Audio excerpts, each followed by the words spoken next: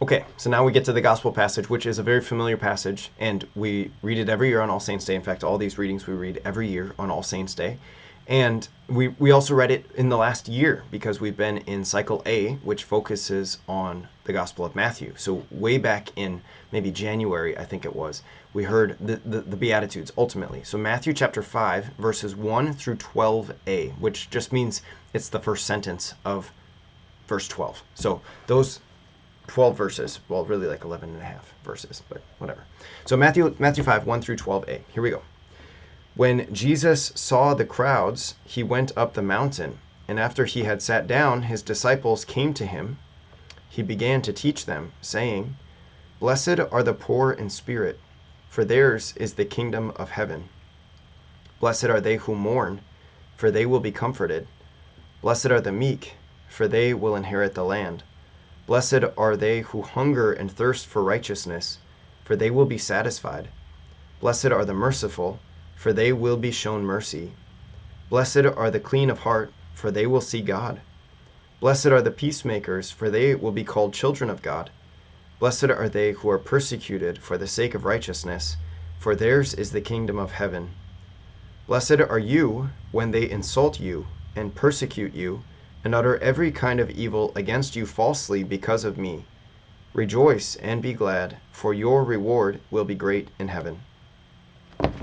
Okay, great. I mean, there's so much that could be spoken about with the Beatitudes. I don't think I'll go into every single one of them, but a couple of things that catch my attention as I'm reading this and as I was preparing for this. So first, just the contrast, and I know that I've mentioned this before, the contrast between the crowds and the disciples. This is a common thing that you see throughout the Gospels, is that Jesus, he sees crowds following him. So this happens. Jesus, because he performs miracles, and because he teaches with authority, and because he is willing to kind of go toe-to-toe with the Pharisees and the scribes and the Sadducees, and people like this. It's entertaining. It's exciting, you know. And on top of that, you know, those who are sincere in their understanding of who Jesus is, it's like, well, he could also be the Messiah, as it turns out. So of course he gets a lot of people to follow after him.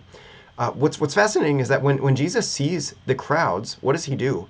He oftentimes will either preach something difficult to hear, or he'll go away. So in this case, when Jesus saw the crowds, he went up the mountain. Just the sheer image of this, of course, we know this is at the beginning of the Sermon on the Mount, but just the image of this, of just like, okay, there's lots of people coming. I'm going up a mountain, which implies, of course, you got to climb.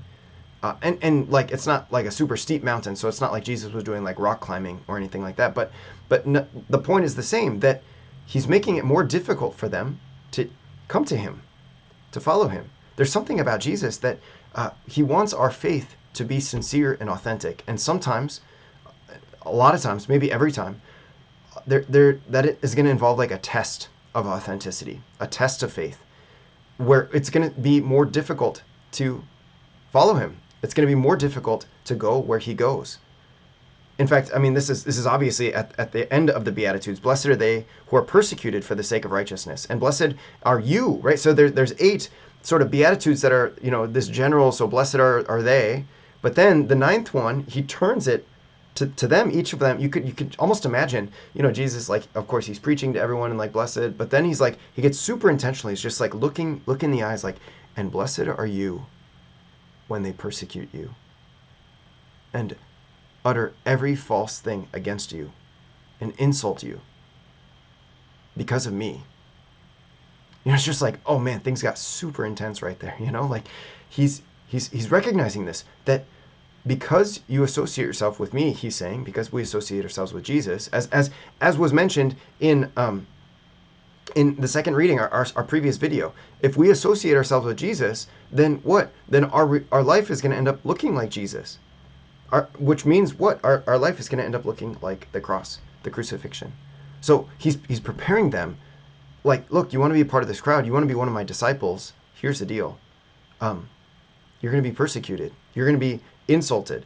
You're going to be, people are going to speak evil against you falsely because of me. So anyway, so I got off on a little bit of a tangent here. So Jesus, when he sees crowds, he tends to go away to make it a little more difficult. And then from the crowd, it's like, from the crowd, there's a subset of the crowd, which are his disciples, who who are the ones who cling to him. His disciples are the ones who say, okay, Jesus, it's more difficult maybe for me to persevere. It's more difficult maybe in this moment for me to follow you up the mountain, but I'm willing to do it. I'm willing to make whatever sacrifice I need to make because you say, right? Rejoice and be glad, for your reward will be great in heaven. And that's what I want. I want heaven. And I want a reward in heaven, which I think is a fascinating thing. Jesus here is talking about rewards. Some Christians, I think, I don't know, they might want to say, well, he doesn't reward us. He just gives it to us freely. And truly he does give it to us freely. We believe this. We talked about this at the moment of our initial being saved, our justification. That is a free gift. But then from that moment on, we can merit rewards, actually, by clinging to Jesus, by following him, and remaining as his disciples, remaining in a state of grace. We believe this. So anyway, I think that's a fascinating thing. So there's the crowds, the disciples, the rewards that are promised, and then what happens? He goes up the mountain, he sits down, and his disciples come to him, and he does what? He began to teach them, which is a fascinating thing, because to be a disciple ultimately means to be one who learns from the master, whether that master is Jesus or a disciple in some other way, and I'm learning from someone else. But to be a disciple is to learn. And so it makes sense that Jesus, as he begins his Sermon on the Mount, he is preaching, sure, but his preaching includes teaching. And I invite you, anytime you're reading the Gospels, to just sort of pay attention. I mean, you can pay attention to any number of things. Among the things that are worth paying attention to is just to notice that Jesus, a lot of times, he preaches and teaches. He preaches and teaches, or some sort of phrase that's similar to that. This is a regular thing that he does. He teaches. And which, again, if you remember the Gospel from this past Sunday, what? To love the Lord your God with all of your heart, with all of your soul, and with all of your mind. To love him with our mind involves learning from him and growing in our knowledge of him. And it's not just that we're trying to get information or data about him, but there's a real way that as we gather information, as we learn from him, it's a way to love him, in fact. The righteous one, the Psalms say, and I think, certainly in other places in the Bible, the righteous one is the one who meditates on the law of the Lord day and night. And so to just be regularly thinking about the Lord and learning from him, to let your intellect be taken over by his grace. Okay, and then, of course, he gets into all the Beatitudes. Blessed are the poor in spirit, those who mourn, those who are meek, those who hunger and thirst for righteousness, those who are merciful, those who are clean of heart, those who are peacemakers, and those who are persecuted for the sake of righteousness. These Beatitudes, they're all what? They're all things that are generally undesirable. I don't want to be poor. I want to be self-sufficient. I don't want to mourn. I want to be happy all the time and laugh and just enjoy life and feel pleasure all the time.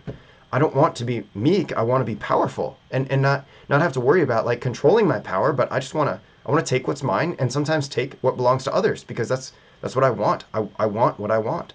I don't want to hunger and thirst for anything, let alone hunger and thirst for righteousness, because righteousness demands that I deny myself. Righteousness demands that I set aside my own preferences for the preferences of God.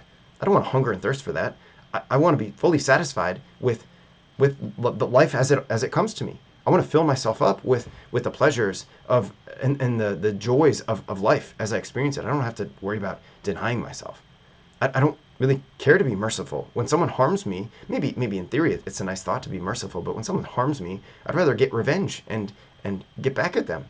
I don't want to be clean of heart. I want to be able to look at whatever I want. I want to be able to think whatever I want. I want to be able to speak however I want. I'm not interested in that.